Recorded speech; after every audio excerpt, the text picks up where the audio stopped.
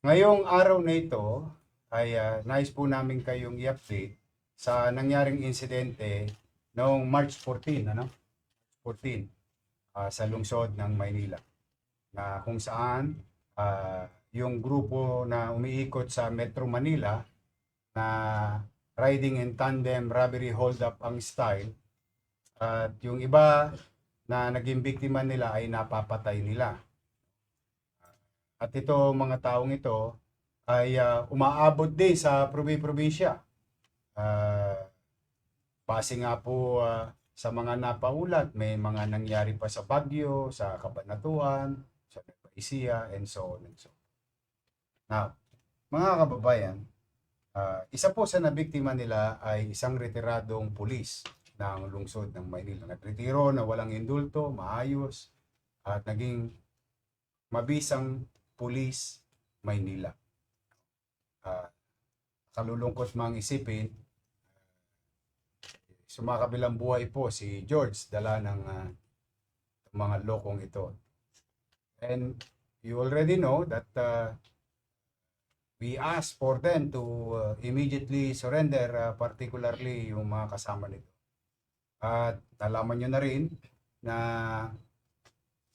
yung isa sa suspect ay nagsumuko sa ating pulis at itinuro itong si Albert Madaraog.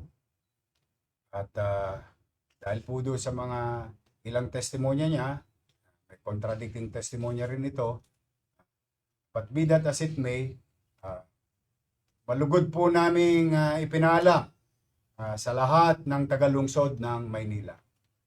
At ito'y maging babala naman sa lahat ng kriminal na maaaring pumasok at gumawa ng krimen sa lungsod ng Maynila. Today, we can honestly say, justice is served to the family of Capistrano. Ito po si Albert. Ipakita mo. Yan po yung nasa litrato, nasa CCTV na napanood ng madlang tao o ng taong bayan. And he was properly identified also by B-Boy na siya yung kasama. Siya po ay kaninang madaling araw ay nadakip sa White Diamond Inn, San Pedro, Laguna.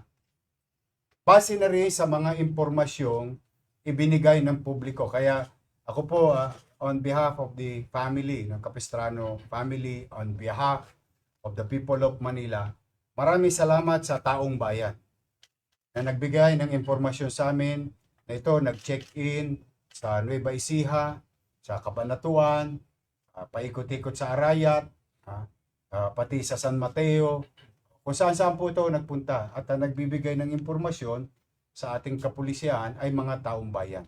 Alam niyo po kung sino kayo at maraming salamat po sa inyo at nasukol din po. At mapapansin ninyo, meron siyang kasama. Ang pinagtataka ko naman dito sa kasama,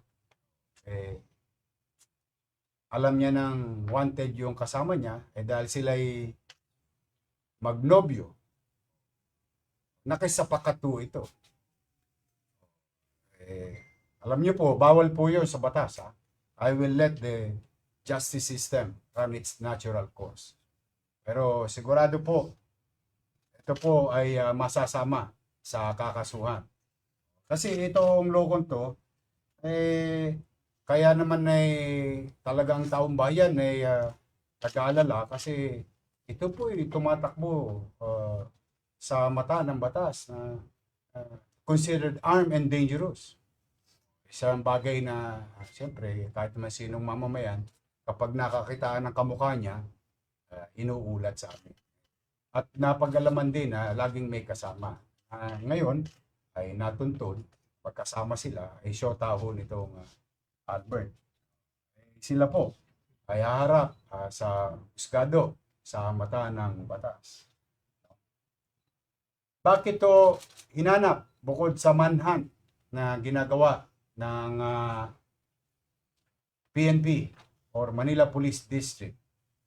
Ito pong Albert Magdarog ay may mga standing warrant. Now, I would like to take this opportunity and maybe after this broadcast, we will call Mayor Magalong of Baguio City.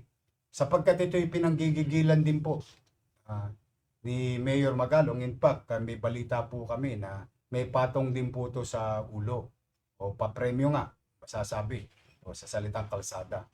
Dalanan ito'y gumawa ng isang krimen na siyang nagdahilan upang magamit ng Manila Police District. Yung warrant of arrest issued by Branch 3, no? Branch 3 ng Baguio City. At dahil po niya sa bisa ng warrant na yan, naging mabisa din po yung paghahanap ng Manila Police District. At sa tulong ng taong bayan.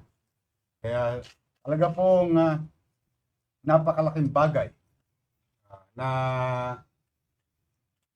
ang kooperasyon ng mamamayan sa ating pulis ay malaking tulong sa pagresolba ng mga krimen at pagbibigay bahagi ng hustisya sa mga biktima nitong mga Tolonges.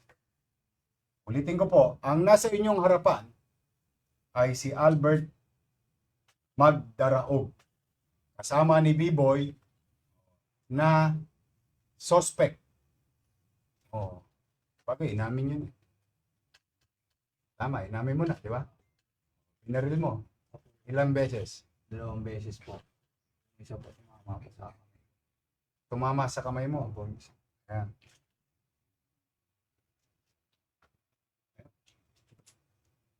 So hindi rin sa suspect. The way I look at it, but there will be a process that it's going to be followed.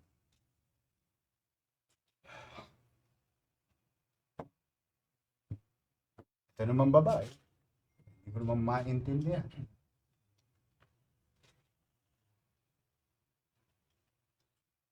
O paano ngayon yan? You will be charged of harboring criminal.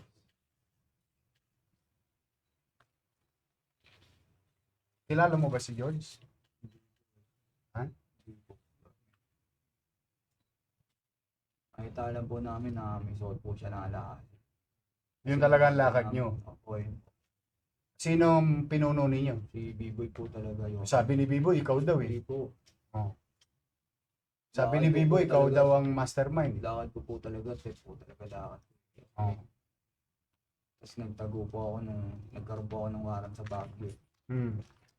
Ayun po, habang nagtatago po ako, malakad na po sila dito eh. Sila rin po yung nag-trending dito eh, dati po. Saan? Magdapang po sa Tondo. Anong panahon yun? Po na nagtatago po ako. Anong panahon yun? 2022 ata yun. 2022. Sila rin yung lumakad. No? Opo. Opo. Bakit kailangan mo barilin? Bakit dinalawahan mo? Kita po kasi may bumubunot po. Bumubunot? Opo. Hindi naman nakabunot si George eh. Nawakan niya po yung baril niya, may maliit yung baril po maliit. Sino nagutos sa'yo na putukan mo ulit? Ito, so yun po yung pangalawa po, tumama na po sa akin. Sinira niyo buhay ng pamilya.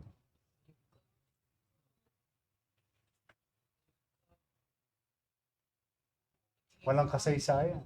Tagal-tagal na naglingkod nun sa Maynila. Buong buhay nun. Para mapangalagaan kayo, kayo rin pala bibiktima sa kanya. Hindi ko po alam na pulis po yun. Kahit alam po na ako po yun.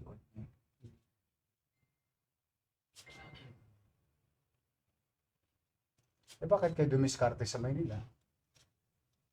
Madami daw po kasi dito yun. Madaming may alahas.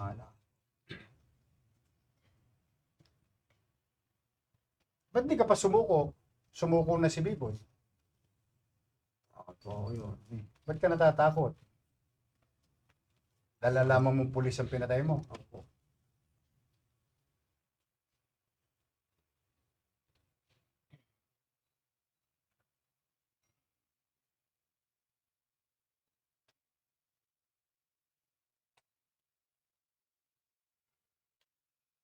Anyway, ito, taga saan ka, ne?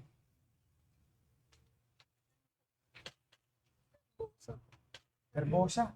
Sa Tondo ka rin. Ando na nanay mo. Dito ko lang po sila.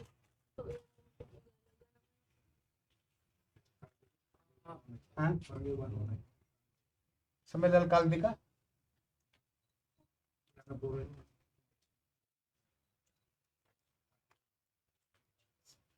Kaputok niya, sumama na siya rito. Sumasasad naman yung bata. Iniwan mo yung anak mo, sumama ka dito.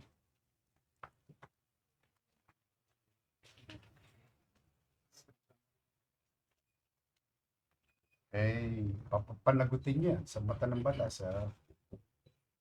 Sabi ko sana sa mga kabataan, o lalo na sa mga bata, no?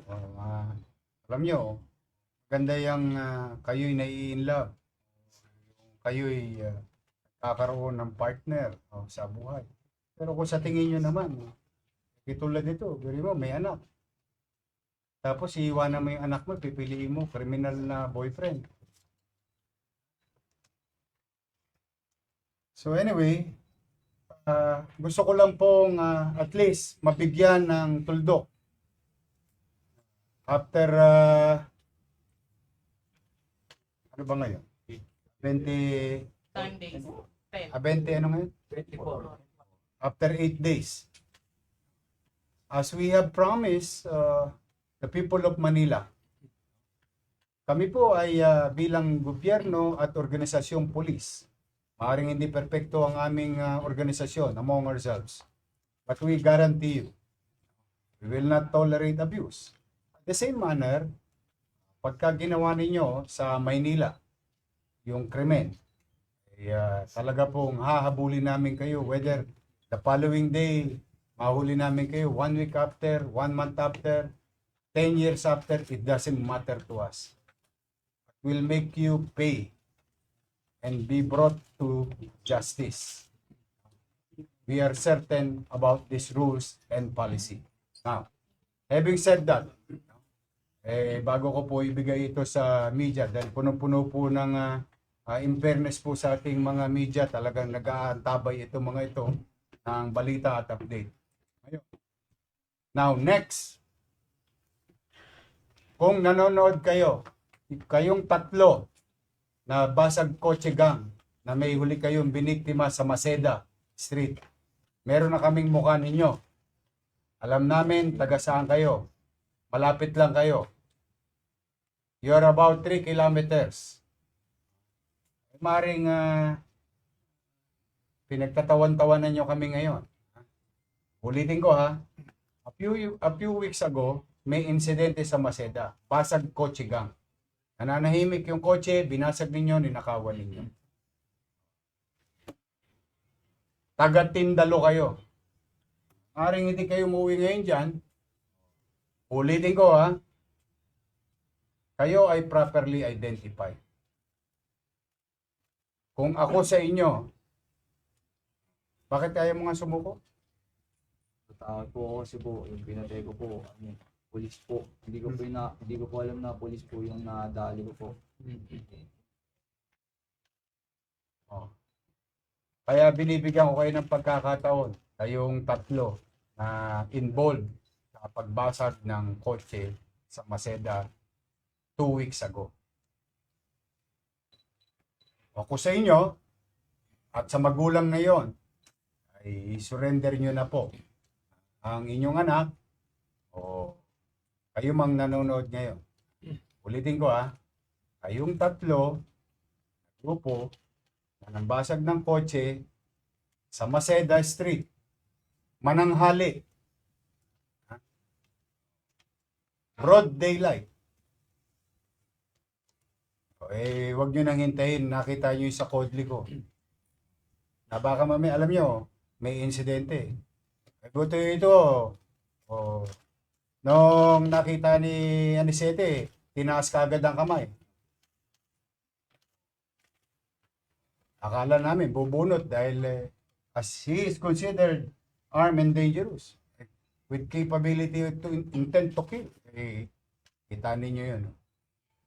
talagang mapapabilib lang ako sa Manila Police District.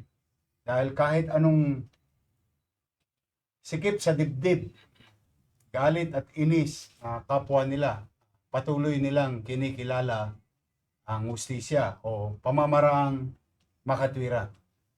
And I'm proud of the men and women of Manila Police District for practicing restraint and follow the rule of law.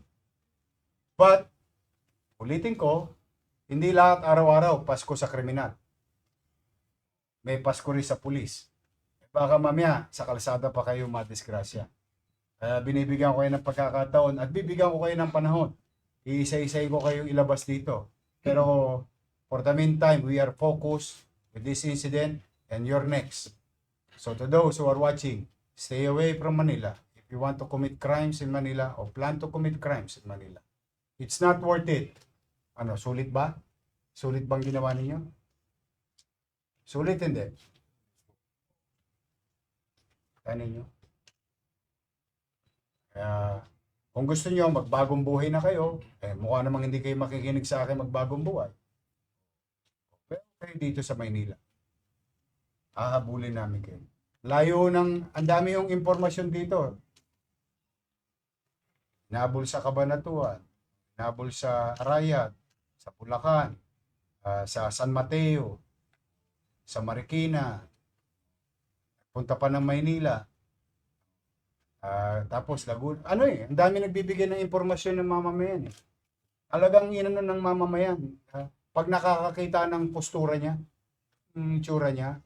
But all things are being considered valid. Natsempuan naman. Natsempuan. So, to the family of George Capistrano, I hope your city government that pinaglingkuran, George, nakapagbigay ng hustisya sa inyo ngayong araw nito. Congratulations sa inyong lahat. Thank you very much to the men and women. To General Abad, keep it up. Congratulations to our District Director, General Abad. May pagmamalaki mo talaga ang iyong mga pulis, Maynila. So for now, ito po ang inyong lingkod. Hanggang dito na muna. Ito po ay may medical. May medical na ba ito? Medical na. I-inquest na rin. Sige. For the meantime, we're happy to be of service to the people. Again, pumanatag po kayo in our own little way.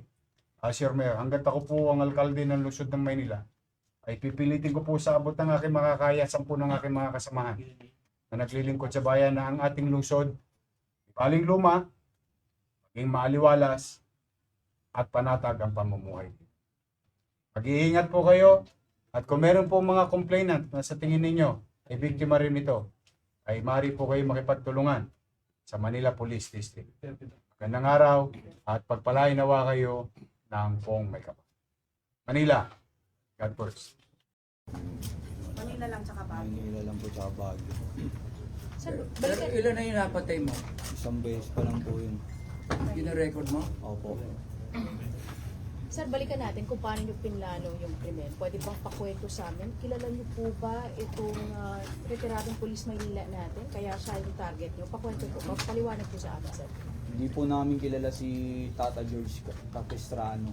Nakita lang po namin na may suot po siyang alahas. Nakasalubong po namin, tapos sinundan po namin. Tapos, pagkatapos nun, Tapos ayun po, in-overtake po ng kasama ko na si alias B-Boy po. Tapos bigla po akong tumalon. Ngayon po, pagtalong ko po, bubunot po siya. Tapos pumasa po agad ng baril. Pinutukan ko po agad si Tata George po. bubunot yung biktima dahil nakita na kayong hinahabol nyo siya. Tama ba? Opo. Okay. Yung talagang pinakapakay nyo ay mang-hold up lang talaga sana. Opo. Yung alahas mismo ng biktima. Opo. Bakit mo pinatay nyo? Nakita ko po kasi bubunot ko eh. Tapos pinutukan ko na po siya. Mm-mm.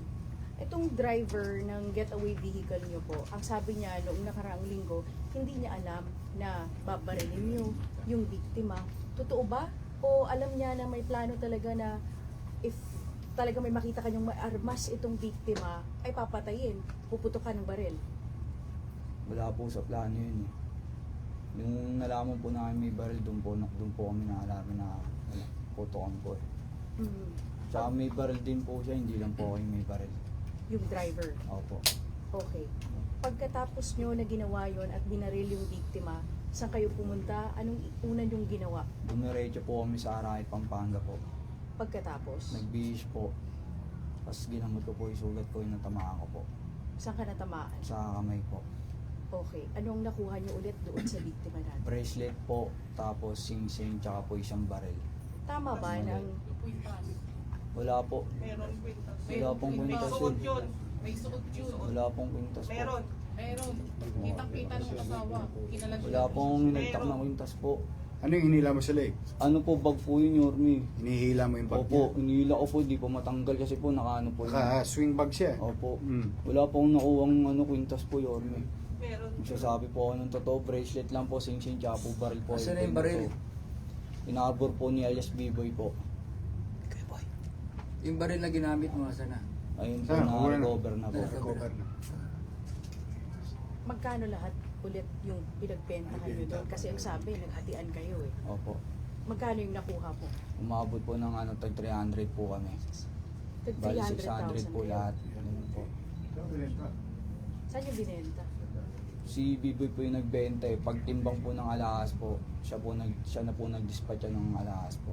Pagkatapos yung maibenta, naghiwalay na kayo nung driver ng getaway vehicle nyo. Saan kayo nagpunta? Dumaretso na po ako sa may bundok po, malaki po sa may Pampanga po. Tapos Pagkatapos, po, inisprayan ko po agad yung motor ko po na kulay puti. Tapos dare-diretso na po ako sa Cabanatuan papunta po San Mateo. bakit ka pa nagtago? Ilang beses na nanawagan ang lokal na pamahalaan ng Maynila na yun na nga ang nangyari. Nahuli na nga itong kasama niyo po na driver. Bakit Natatakot ka po kasi po nalaman ko po sa Facebook po na pulis po pala yung nadali po namin. Sir, ibig sabihin kung hindi pulis, hindi po kayo matatakot? Hindi po. Anong hindi po? Hindi kayo matatakot o hindi na natatakot kayo kahit na policeman o hindi yung nabiktima niyo po? Hindi po kami natatakot po. Gusto po may alahas. Pero pag pulis po, takot po kami. Kasi po may paglalagyan po kami. Okay. Ma'am, ano po yung inyong naging papel po dito po sa pagtakas ng mga suspect po? Sa kanya lang po. Sumama lang po ako. Kailan kayo sumama, ma'am, nung nalaman niyo po na may nabaril na po sila? Nung ano po, pag-uwi niya po ng bahay, sabi niya, pinamin niya po sa akin, nakadisgrasya daw po siya. Pagkatapos po, Ayun po, alis na po kami ng bahay. nabanggit kanina ni Mayor na may anak po kayo. Iniwan niyo po yung anak niyo, sumama po kayo sa kinakasama niyo. Hindi Tama po, ba? may nag-aalaga po talaga sa anak ko. Pagkatapos, Yung tito ko po kasi gusto nila alagaan yung anak ko. Ngayon po, nasa kanila po. Tapos dinadala-dala po sa bahay, tapos kinukuha ko po. hindi po kayo natakot, ma'am, o nag-alala sa anak niyo? Bakit niyo iniwan? Alam niyo naman na po na may nagawa na hong krimen yung kinakasama niyo.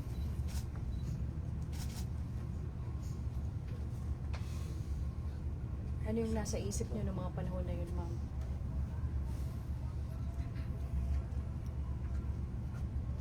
Nagsisisi po ba kayo? Opo. Paano na yung mga anak niyo po? Dahil sa nangyari, hindi naman kayo sana kasali doon sa krimen, pero dahil po sa sinamahan niyo po siya, nagtago po, ganito po ang nangyari.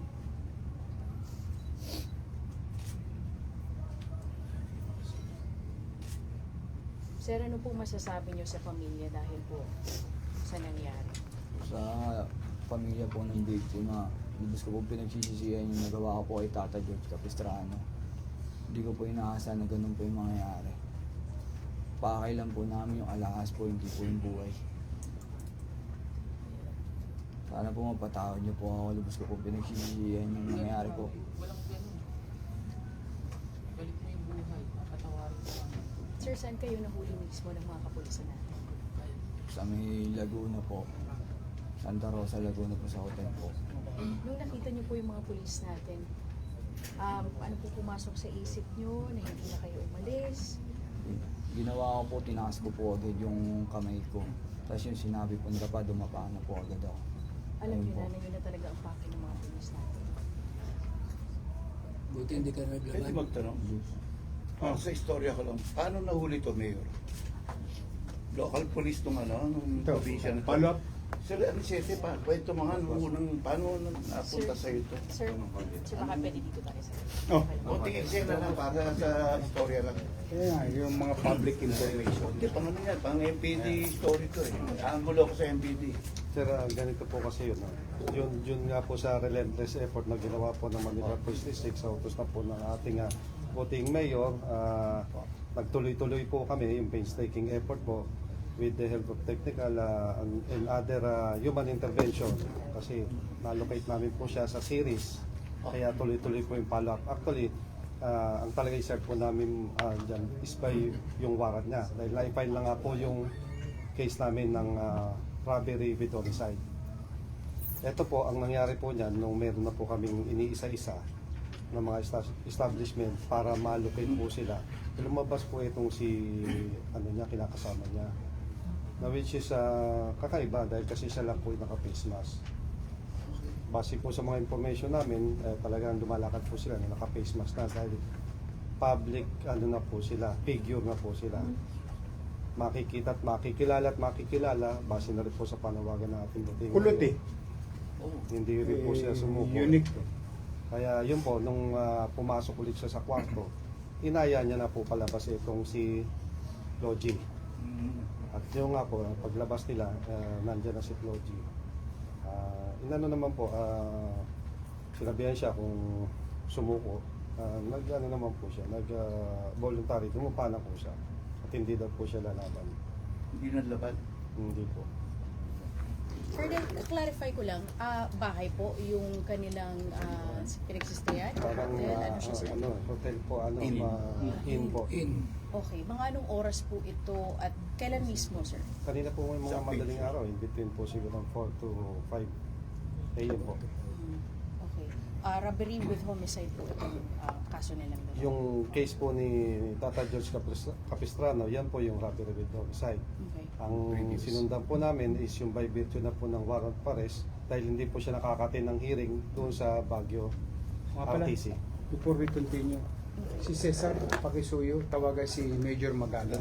Pa-inform na si Mayor Magalong na yung isa sa suspect doon sa incident sa Branch 3. Nandito na kayo. Cesar, pa-inform lang si Major Magalong. So sir, may nakuha kayong gamit nung nahuli niyo siya? Pero po, hindi naman po siya nalaban. Sa tingin nga po namin, katulad nga po na sinasabi ng mga information na armed and dangerous siya. Totoo nga. Kaya nung nagkatutukan na po,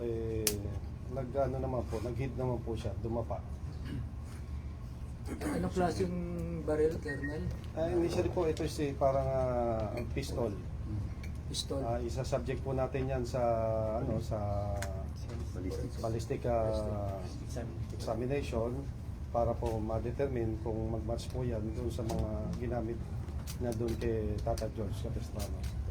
Bali, ilang taon nyo nang ginagawa pa? Kailan kayo nagsimula? Suspect. Yung yung pagkatas ko po magtago sa Baguio po, sa Bataan. Kailan yun? Anong 4 na taon? beses na po. Hindi, kailan kayo nagsimula? 2000 po, 24 ganun. 2024. 2025. Ilang taon ka nun? Nung magsimula ka sa ganyang trabaho? Hindi ko alam kasi po, ngayon po 27 na po ako eh.